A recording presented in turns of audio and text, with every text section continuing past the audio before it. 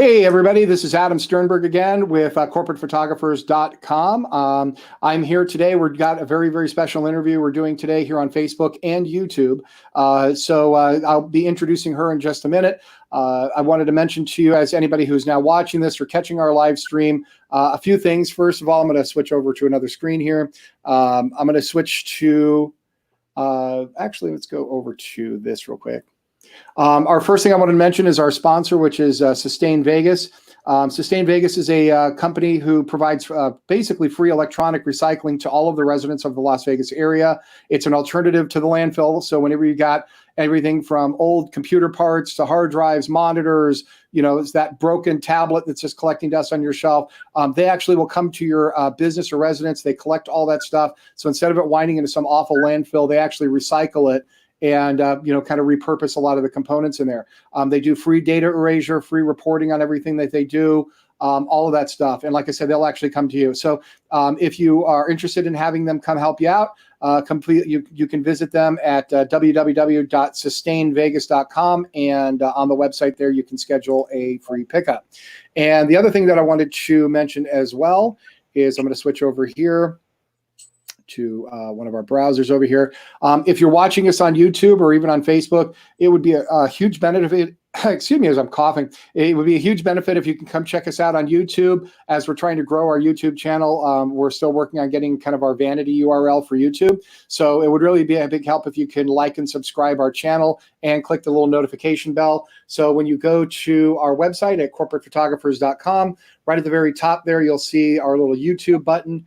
And that's going to take you right over here to our channel. You can see all of our past videos that we've done, our past interviews, and they're really cool. So you can watch all of those, and then just click the subscribe button and that little notification bell right there, and that will allow you to get notifications of every time that we're doing a new video. You'll get a notification of it, so you can watch them live or watch them later, but you'll know what we're up to. So we're doing these broadcasts every Tuesday and Thursday. So as I kind of put this up here, I'll put a little like and subscribe banner here. But we're doing our broadcasts every Tuesday and Thursday at noon Pacific time. So if you'd like to join us for these different interviews that we're doing with everybody from famous models to certain local entertainers to public speakers and a wide variety of people in the trade show and Las Vegas industries, that's what we're going to be doing on our channel. So please like and subscribe so you can get all of that as well.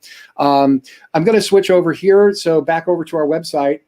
And the person that I have the pleasure with speaking with today is a very old friend of mine. She's a dear friend, but she's also a really great professional associate. It's whenever anybody contacts me, whenever we have a client that says we need like a really top-notch professional spokesperson to either work in our booth or to demo product or do anything from Instagram ads to anything else that we need. My next guest is the first person that I call, and I always say there's nobody better than Jen Autry. Jennifer Autry and I have known each other for a long time, and we even use Jennifer on our. Jennifer's probably is watching this right now. She probably doesn't even know it. We're actually using Jennifer on our new website at CorporatePhotographers.com. We used her on our old one. She's probably laughing as you can hear in the background. You probably didn't even know we're using her right on our website, but that's a photo of Jen right there. And I'm going to switch over here real quick to Jennifer Autry. So hi, Jennifer. How you doing today?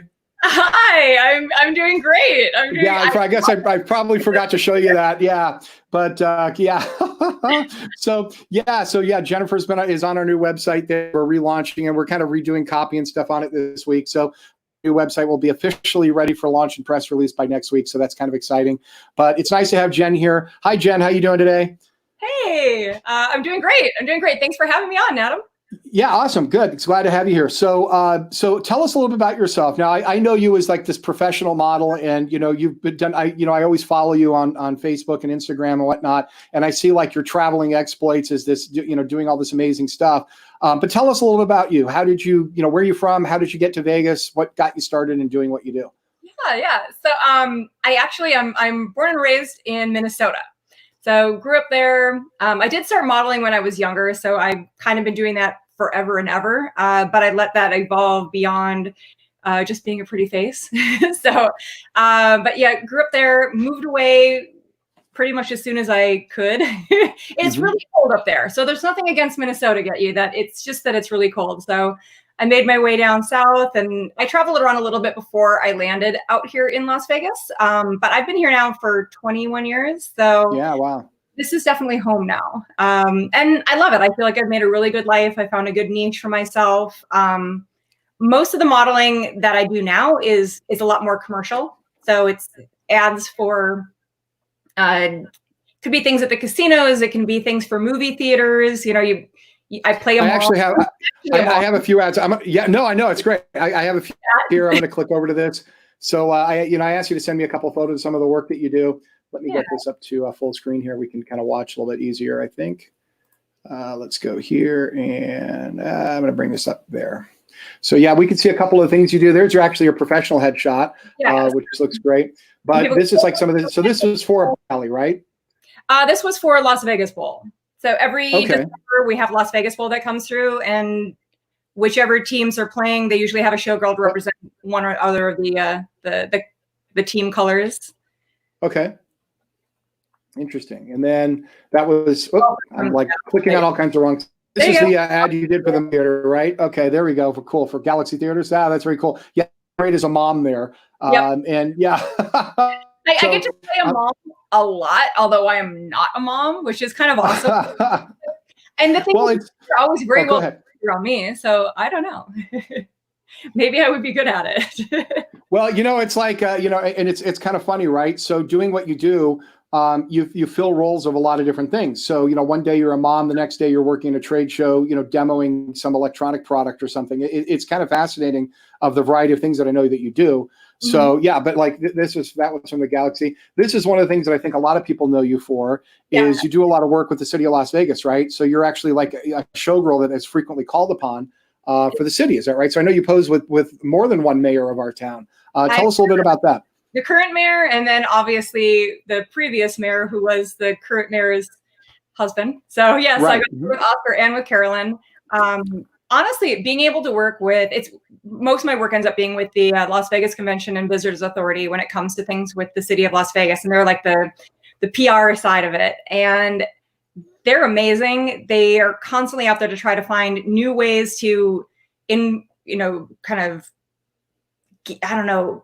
create, I'll say create, but it's not, the city does it itself. Like, they're just trying to get the word out. So they go all over the place. They do all these activations all over the world to be able to promote the city of Las Vegas and really get people excited about it, make them want to do that. And, like, hey, come visit us. It'll be great. You guys are going to love it. Look at all these things we have. And I don't think of myself exactly like a Mickey Mouse, but here's the thing. If you're going to go do an interview someplace with someone, rather than the person who's in their suit and tie, it's a lot more fun to talk to the showgirl. So bring showgirls with them, because it is just a really fun way to do it. And if you're going to get a, kind of like a little sound bite or something on the news, that's pretty flashy. So people are like, oh yeah, we definitely want to get a shot with that. And I have to say, even if there wasn't any shows, which right now, obviously there are no shows. Everything's shut down, yeah. Nothing going on down there, but you still see a showgirl, and it's still iconic for the city of Las Vegas. Like, people just think that. So, yeah, there's no question. The guest that we had on our Tuesday show is Cherish Stahl, and she owns a company here in Vegas where she manages, and she started as a street performer, as a showgirl, and then now she owns this large company that employs almost different women that work the strip as showgirls. Mm-hmm. So, it's a kind of a different type of, it's like the same record, but a different side, And so, but your background, you actually performed in Vegas as a showgirl, right? You were in, not Jubilee, you were in Follies, right? Correct me if I'm wrong. And I'll tell you, nothing more fabulous than being able to check off your bucket list performing on the strip in Las Vegas. I also realized it wasn't my calling, and I'll have way more fun doing the promotional side of it. And I think it really just appeals a lot more to the other skill sets that I have. So the other side of my life altogether is presenting. So a lot of corporate presenting, and you're kind of talking about that before, but on-camera hosting, corporate presenting, anything that kind of falls into somewhere they need a host or an MC, and that part I absolutely love. So the part that I do with the Las Vegas Convention and Visitors Authority really allows me to be able to do more of that kind of stuff, like where I get to not just be just the costume is beautiful, don't get me wrong, but it gets to be more than because it is a lot more personality driven. There's a lot of people who look fabulous, all dressed up, but even as a model, anything, they look fabulous all dressed up, but they don't, it's not really about personality, where that job is, it's personality. And you, well, yeah. And, you know, I mean, even kind of getting back to, you know, working as a showgirl, you know, I've known many over the years. I dated a showgirl for a while,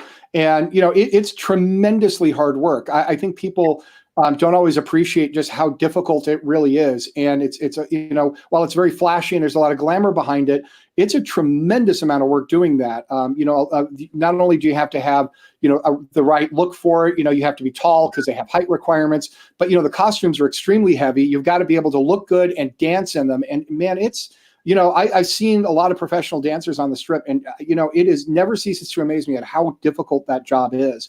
And a lot of people think it may look easy and, oh, I could go do that. No, it's really, really hard work. And I think it's kind of interesting watching somebody like yourself transition out of that into doing something that is, you know, a little bit more in line with what you're doing now. Because what you do now is not just, I mean, while a lot of your work is very visual, you know, we see you modeling with the mayor and whatnot.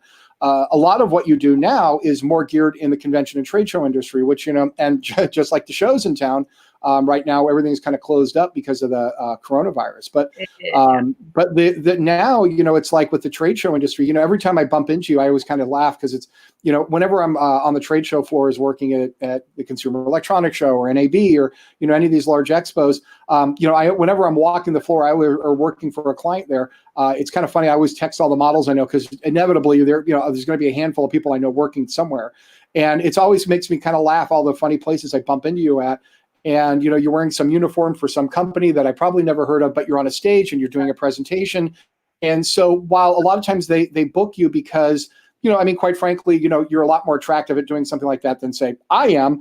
But you're also able to deliver lines. You're able to, I mean, it's like an acting job, really. I mean, and it really is. And being able to do that, you know, on the fly in a lot of times I would wager a lot of your bookings come in last minute, and you've got to learn scripts and get thrown into the, you know, the lion's den right away. I mean, what's it like doing a lot of trade show work that you're doing now? How do you like transitioning into that? I love it. For me, that's been the most rewarding transition. I think if I recreating my life or recreating my career, recreating into that was one of the best things I think I've ever done. I really enjoy it. I like the experience of it. I feel like I learn a little bit about new things all the time. I like getting out there and meeting with people. Obviously, right now, that isn't happening. And the transition to things that are more virtual seems like it's what's going on right now. Yeah. I think ultimately, it will have to go back to this because I don't think it has the same impact, in all honesty. Right. So, I mean, I've had more of the same. I mean, I work primarily through agencies, and I've had quite a few agents that have sent me things for, you know, can you send me over a demo for essentially a video host of some type? I've had them send over things just for voiceovers. I've actually had quite a few voiceover auditions here. Oh, I didn't know that. That's cool. Yeah. So I'm like, okay, yeah, I can send you that over. So, you know, I don't have a full-on studio set up here, but it's amazing how quiet it can be if you get into your closet, face goes over you. It's sort of like I just made my own little sound booth in there. Little ISO booth, yeah, sure. How funny is that? So yeah, I mean, here's a picture of you working right on the show floor right there, right? So yeah, very cool. That was actually the last big trade show that I did before all of this craziness came about. So that one was actually that show was in the very end of February. So, okay. Yeah. So yeah, I think the last time I bumped into you in person was at CES, which was back in January.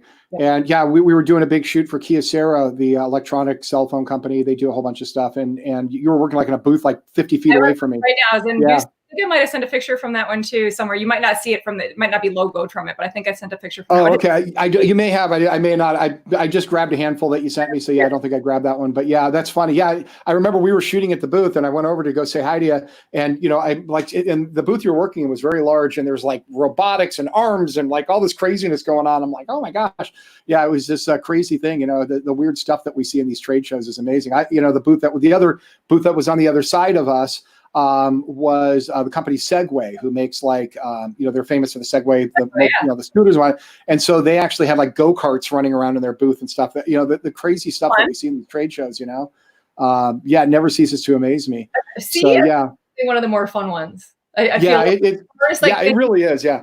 consumer electronics. It's the stuff we're going to play with eventually. Right. That's exactly right. Yeah. A data warehousing show. I'm like, I know I'm lipstick on a pig here, folks, but it's come on in and talk with me anyway. Let me tell you about sure. You know, whatever the subject is may not be the sexiest, but saving money, that's sexy. Come on in, talk with me, you know? Mm-hmm. So, well, I mean, that's the truth. I mean, you're kind of the draw to get people's attention, get them into a booth. And you know, ultimately that's what anybody that's, you know, people spend a lot of money on these booths. I think a lot of people that go to trade shows don't realize what it really entails. You know, you put a nice sized booth together in a show like CES, you could be spending millions of dollars on that. And I think a lot of times people don't always think about the expenses. And so when you're spending that much money on a booth and making it look good, ultimately it's about getting people into it. And that's really what your job is to get people into the booth, get them to talk to a salesperson, get them excited, get them information literature. But ultimately it's your job is to, you know, lure them in, is to do some sort of a demonstration or talk or something. I want to give them the lowdown on what we got going on. I kind of describe a presentation. It should be like a movie trailer. You want a teaser, not a spoiler. You want to give them just enough that they're like, wow, yeah, you know, that might be the solution my company is looking for. So they want to come in and find out more. If you tell them too much, they feel like they know it all. They're going to move on. They don't talk to anybody to build any of that rapport, which is why, again, I feel like shows are going to come back because people still want to talk with a person, like not just, you know, video talking. Like that stuff happens too, but people like they want to meet with people and have like, look, sit down, explain this to me. Why do I want this? I want to put my hands on it. They want to see it. So I think eventually they'll come back around. In the meantime, I'll be in my closet doing voiceovers. You'll be doing voiceover. What's so now? Oh, I just found a funny photo. I got to share this. So one of the last projects you and I had a chance to work on. I'm going to put this on the screen here. And again, it kind of shows your versatility, right? So, you know, one day you're a showgirl, and the next day we had you demonstrating home healthcare products, right? So we usually understand this is the screenshot from you, where you're. I'm going to see if you remember what the product was. Do you remember what it was?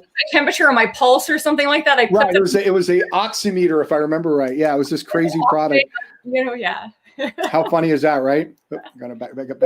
So yeah, the weird things we do. So what are some of the like the strange stuff that I mean, working maybe in a trade show or working in modeling, what are some of the weird things that you've seen? Have you ever had like you know, what kind of things have you dealt with when you're dealing with like convention attendees, or what are some of the odd didn't you once have to wear a dress made out of candy?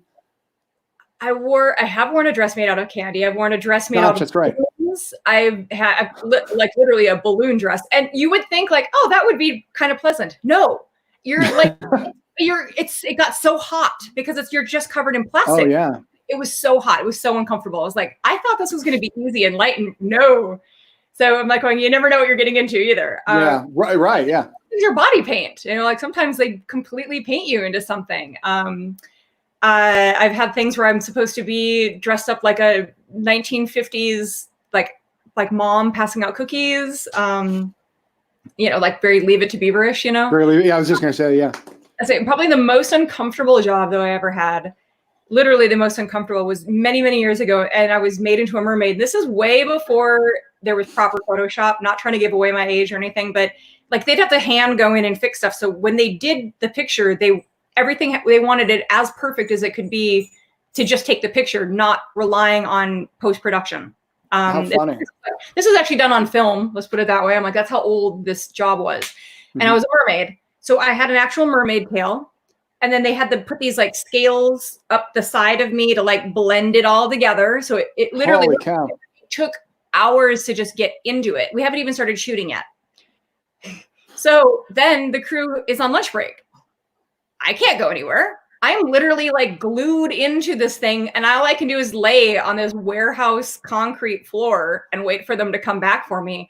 And all like the worst case scenarios are going through my head. Like, what if this place starts on fire? Am I gonna have to run out of here? What am I gonna do? I'm freezing. I'm hungry. I'm not gonna be able to eat or drink anything because I'm not gonna be able to go to the bathroom until it's all over. Oh, right. Oh my gosh. Yeah. That's like kind of an odd thing you never think about, right? So yeah, holy cow, that's crazy. I halfway through the job realizing, wow, I really should have gone to the bathroom before they started this. I'm like, I'm just stuck in this until they're done.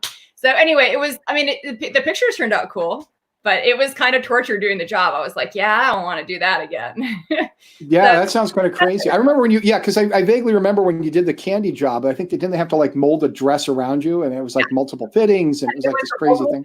So they could make it fit just the way that it needed to, and and even that one, you couldn't stay in it for too long because your body heats it up and like it gets tacky and sticky and melty. So even during the job, they'd have to like take it out and put it into something like a freezer or something, and then you just like hang out for a little bit while it gets cold again, and then they put like a freezing cold outfit on you. You're like, whoo.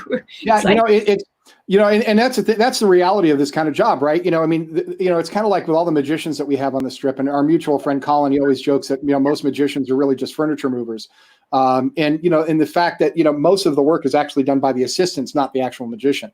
And so I find it kind of funny where it's like when you work with people that are having to do these crazy things, you don't always think about what's actually really happening to make the magic. I did a photo shoot a couple of years ago with my friend Lisa. She bought this she spent thousands of dollars on this amazing Harley Quinn outfit, and it was like a complete latex outfit, custom made for it. It looked unbelievable. And so she wanted to do this really cool photo shoot. So we get her into the studio, and it was like we were shooting in the middle of the summer, and the studio didn't have air conditioning. It was like a swamp cooler, but we're shooting. And one of the things you don't realize is that once she pulled the kind of the cowl over her head, she's like head to toe covered in latex, and that stuff doesn't breathe. And so as soon as we pulled that over the top of her head, we had to have ice packs on set to pat her down with and we had fans blowing on her because like she was telling me, she's like, oh yeah, my temperature is probably going to go up to about 102, 103 while I'm in this. And I think she lost a couple of pounds sweating just by being in this costume over the half hour we were shooting. Yeah, it was crazy. That kind of applies with a lot of things. I mean, not entirely because of the latex, but a lot of things just in the modeling world in general that you don't think about. When you shoot a catalog, you're shooting things for the spring, but that means you're shooting it in the middle of winter. So you're shooting suits when it's freezing out, or you're shooting winter coats when it's hot out. I'm shooting everything in the wrong season so that it's available, ready. I'll edit it and I'll put together perfect for the people when they're ready to buy it, which is not the season that you're shooting it in.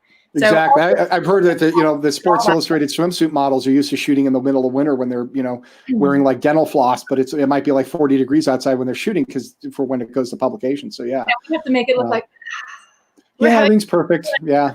I'm like, I'm so warm and just wonderful. What are some of the I'm freezing. What are some of the companies you've worked for? I know you've worked for a lot of big names, in the trade show industry. What are some of the companies that you've worked for that maybe people have heard of that, you've had some really cool experiences with? Well, in the trade show industry, I'm like there's a lot of big names for that one, like Sony and Panasonic, Ford.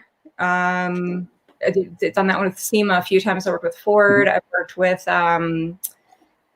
if you're in the, I'm trying to think like specific industries, because some of them, the issue with them is they're not necessarily like consumer electronics is easy because everybody knows the consumer electronic side of it, but they don't necessarily, like I've worked with like Canon and Kodak and very cool.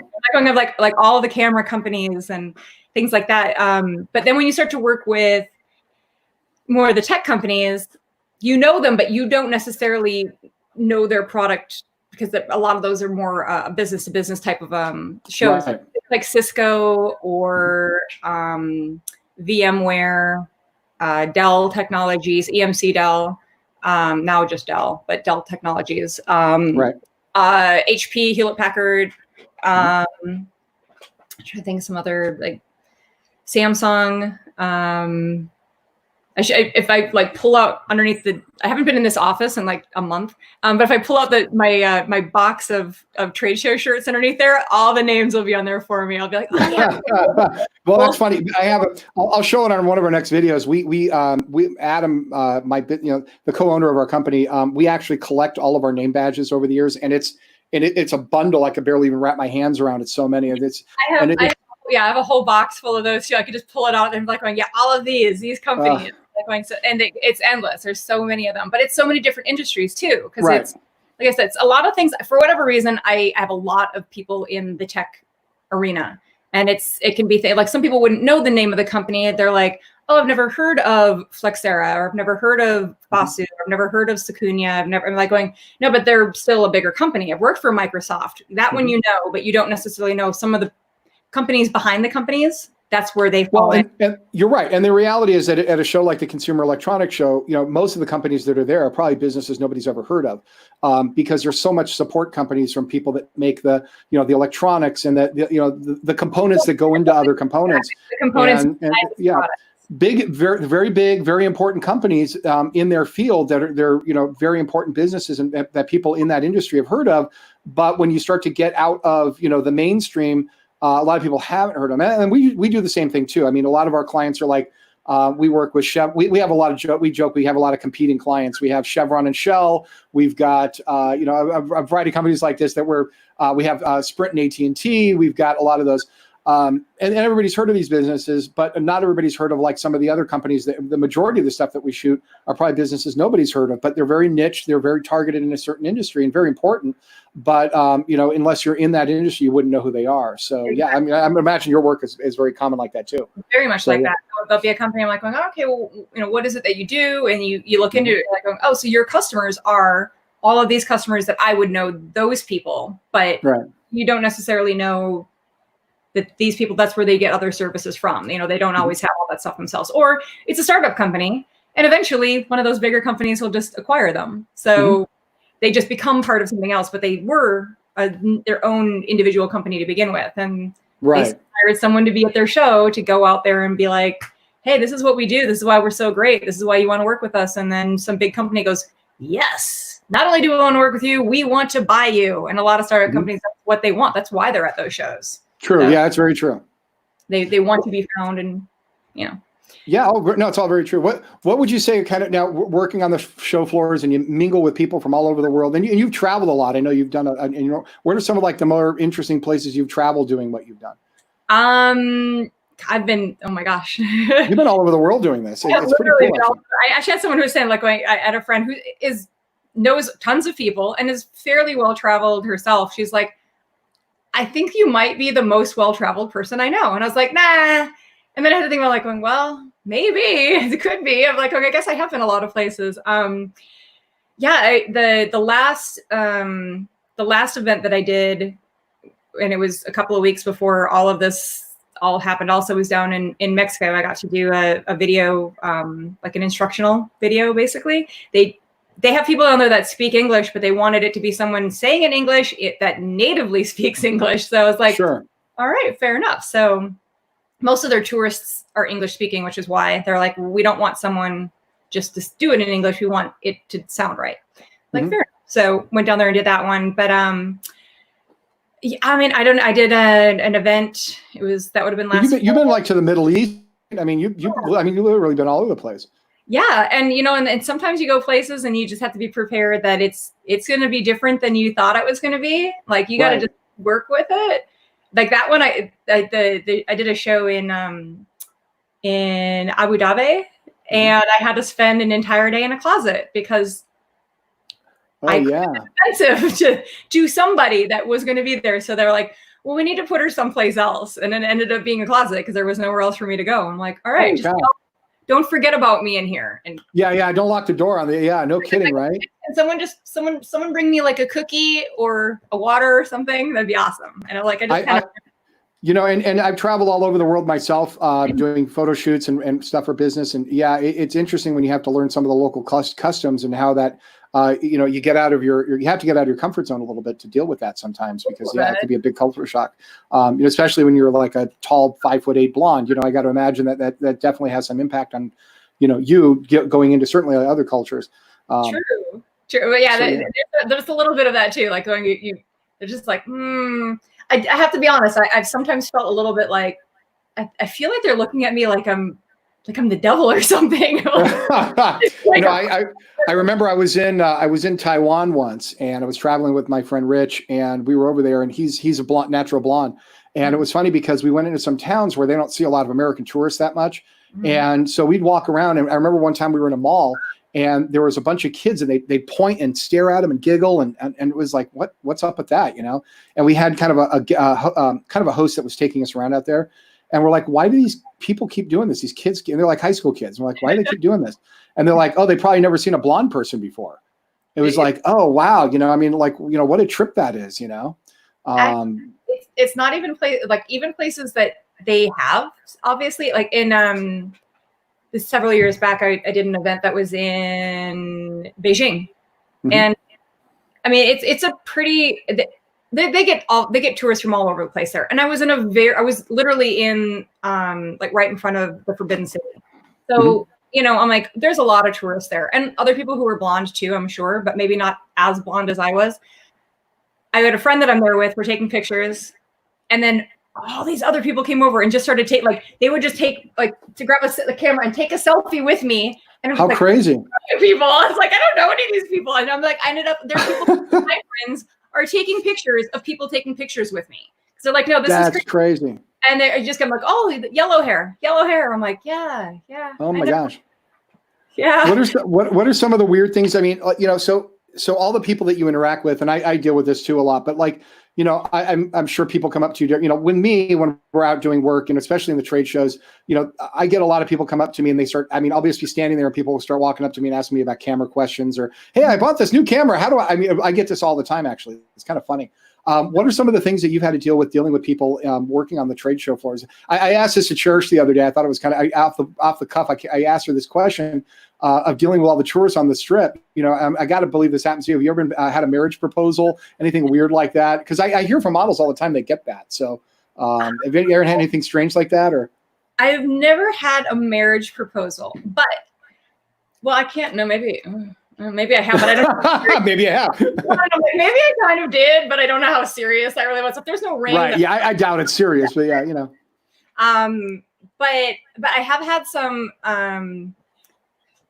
I guess in the moment I didn't realize that it could maybe have been more dangerous than it was. I guess I'm like, I've found that someone's following me or like going. It's like that's gotta be weird. I wasn't as aware of it, and then either somebody else points it out. You're like, this guy's been through here 20 times. And I was like, really? I'm like, and I guess I'm so busy doing what I'm doing that I'm not necessarily paying attention. I mean, to the point where they're like, he's definitely coming back just to see you, but he wasn't necessarily talking to me. So not that in itself is dangerous, mm-hmm. but I did one time, and this was many, many years ago, finished a job, drove home. And this is when I was in a relationship and I pulled into my driveway. And I was still sitting in my car. I pulled into my driveway. I still pulled in my car. I actually had messaged I was on my way home and was living with somebody. So anyway, pulled in. I'm finishing something in my phone. I hadn't got out of my car yet. And a car pulls up like kind of in front of the house. And I saw it. And as I'm still doing something on my phone, I send a message into my significant other. I'm like, are you expecting somebody? I'm like, no. I'm like, someone just pulled up. And he's like, oh, you're in the garage. He comes out.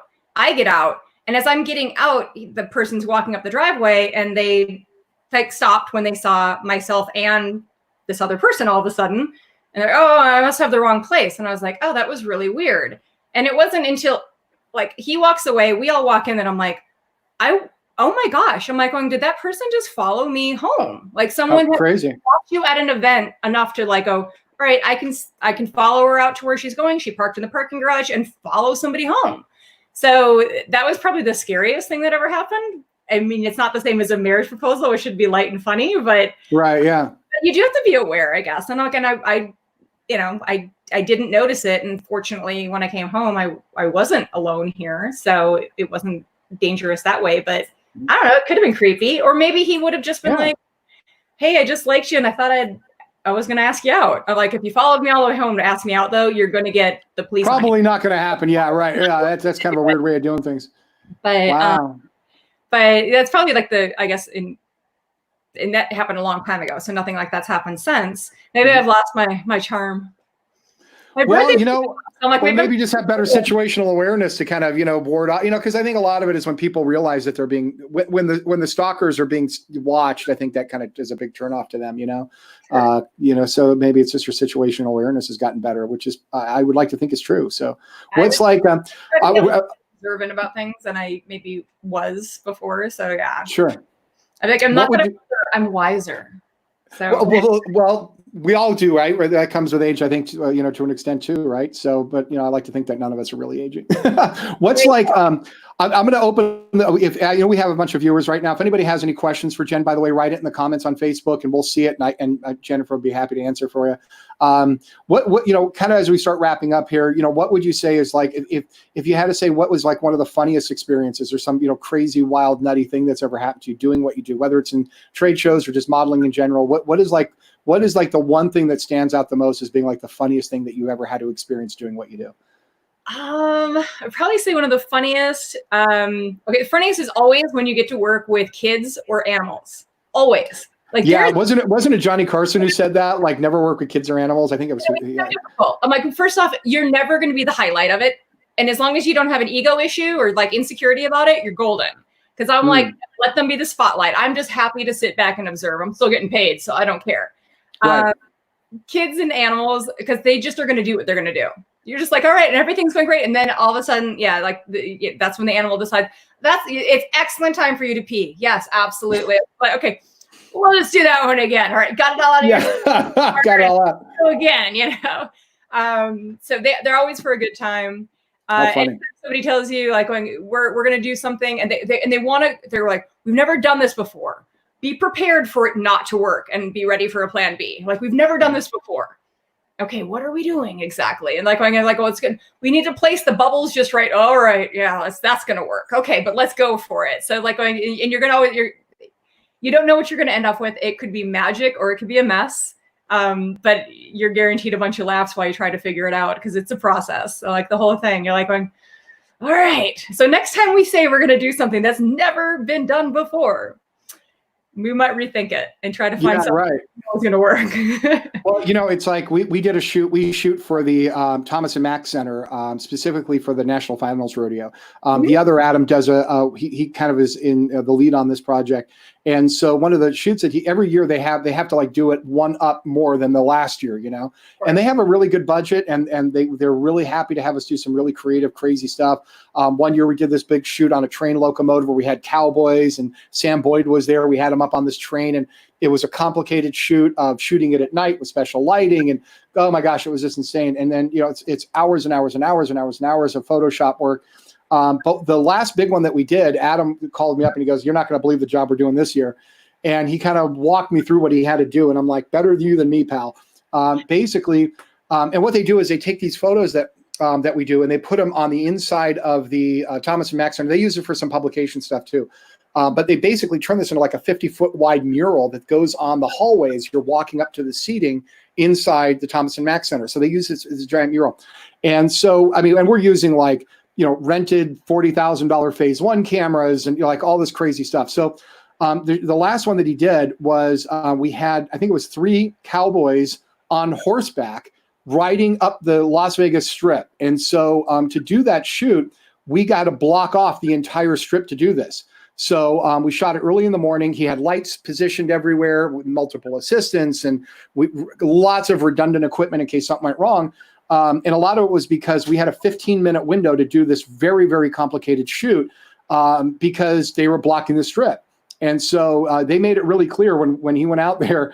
I remember him telling me this. He goes, yeah, they made it very, very clear to him because Metro, the police department, was there to block the strip. Yeah. And so they made it really clear to him. It's like, you've got 15 minutes and no, you don't have 16 minutes. You've got to be out of here by, this is all you get. It's your 15 minutes. So you got to get it right the first time because there is no second time. And, talk about a lot of stress, right? You're dealing with, cowboys who are not used to being models. You're dealing with horses, which are horses and all this craziness. So yeah, very, very high stress, and so it's kind of like crazy. So yeah, the weird little one-off things that we do sometimes, it's like, oh my gosh, yeah, it's can be really crazy. So yeah, I would imagine you kind of deal with that from time to time too, just with these weird environments of especially for commercial shoots because of the way they have to be arranged or done or anything like that. So yeah. Yeah, like what, and it's and certain things like that one. Obviously, it's extra stressful because you're dealing with such a small amount of time. But right. In other situations, there's still time crunches. So they're like, all right, I'm like, we got to do it. And if you get behind schedule because of anything that maybe it has absolutely nothing to do with anything that could even be controlled. I don't know. It just something's not working right, or they couldn't get something in. Who knows? What's the weirdest thing you've had to do on a trade show? The weirdest thing I've had to do at a trade show. I mean, there are shows for things that you didn't know was a thing. Let me just start with that one. Like, right. Yeah. Good point. I've done shows for things. I'm like going, okay. And what does your company do? And like, oh, we make the fixtures that go in the doors and that's a little piece that's in a hinge. The piece inside the hinge, and that's all your company makes is the piece inside the hinge. I've got it was like a trivia thing. I'm like, how many of these do you have in your house? And you hold it up, people are like, I don't have any. I'm like, no. I'm like going, I have, and I had to go around and count every hinge in my house. I'm like, I have 47 of them. They're like, oh my God, really? I was like, yep, 47 in my house. So I'm like, I'm going around and ask other people. I'm like, I didn't even know this little piece existed. Somebody's got to make it. Yeah. That's like part of what makes the job cool. Cause I do like learning a little bit about all these different things that I didn't even know. I'm like, and this is something that I actually do have in my house, but yeah, not that that's the weirdest thing, but it's weird in the respect of, wow, I didn't even know about that. and when you realize somebody's got to make that and mass produce it and everybody needs it, it's like we've done shoots for concrete companies. Or actually we did a photo shoot once for a company that made an additive to concrete. So they didn't make the concrete, they made some sort of an additive to the concrete. And we actually were shooting video for this. And we went into their booth and it was them doing live demonstrations of, I can't even remember what this thing did. It was like a quick drying additive or something, but it had something to do with concrete molding. And, and they were like the industry leader in this concrete molding additive, whatever, but it was fascinating to see. We've done shoots for, we've had to actually go through FBI background checks for some of the shoots that we've had to do because they were like either government related or like we shot for a cybersecurity conference once. We had to get FBI background checked. And gosh, holy cow, when we were walking out of that, it's like we felt like we wanted to just go crawl into a cave somewhere because it was like just the scary stuff that they're talking about as far as, the hackers and what they do out there.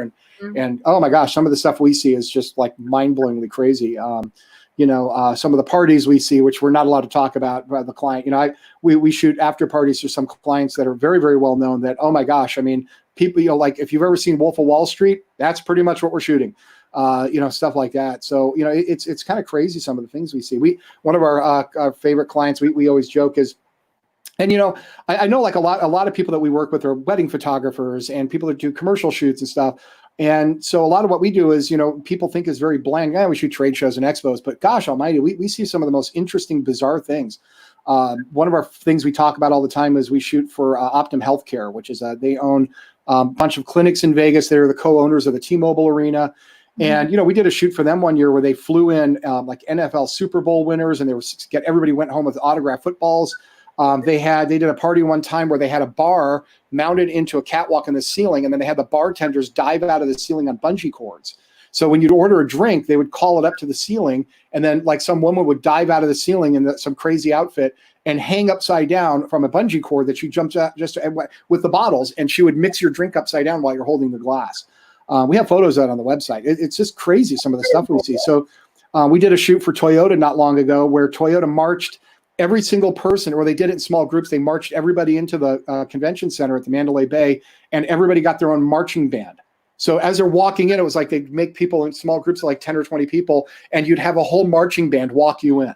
It was just nuts. So yeah, the things we see. So yeah, pretty crazy. I see my they're always coming up with new things. So yeah, I see we have a few comments here, and Rich Carl, who just left a comment here, which is kind of funny. I'm going to put I got to put his comment on the screen here. So Rich Carl has put a comment on here, and Rich was actually the blonde guy I was talking about earlier, which is funny. Obviously, he's watching today. And so, yeah, you have some testimonials here. We got Jerry. I don't know. Yeah, Jerry said hi. So, yeah. So we got some cool people writing in today. But that's pretty much it. So we're going to wrap up for the day. Jennifer, thank you so much for being here. We really appreciate this as we're starting to launch our YouTube channel. It's great to have people like you on here. And you've been a huge asset. I'm going to post something on here real quick. If anybody needs to get a hold of you, that's how they do it. Is now Jennifer usually gets booked through her agent. She works for you. Work for Best Models. Is that correct? I have a couple actually agents. It's not for modeling a lot with them. Yes.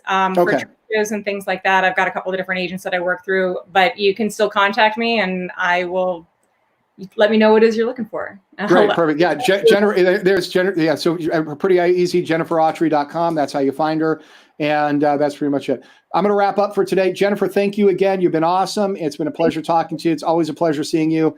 And for everybody watching, thanks for watching. Please like and subscribe our channel on YouTube. We really appreciate it. And have a great day. Our guest on Tuesday is going to be a photographer, actually, one of the photographers that works with us.